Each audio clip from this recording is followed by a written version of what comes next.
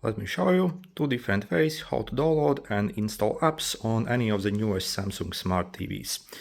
So first, on the top right over here, you can simply head to the apps section over here. So simply use your remote to go there. And then you want to scroll all the way down in this page.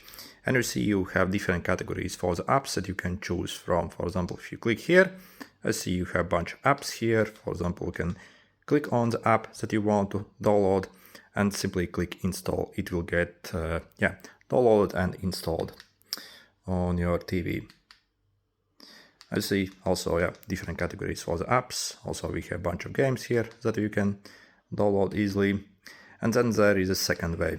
You can also search for apps, but it's actually not available in this app tab. So overall the system interface is kind of wonky on the Samsung TVs. I do not like it. If you want to search for apps, you have to actually go here on the search icon here. So they completely redesigned the system. So you go in the search. Yep. And then you here, so simply navigate up with your remote and then simply enter the app you want to search for. So for example, if I search for Netflix, it will pull up all the results for Netflix. So you see like TV shows from, and also we have section for apps as well. So you see it shows the Netflix app, for example, here. So we can click on it and again install it. So also, for example, this app.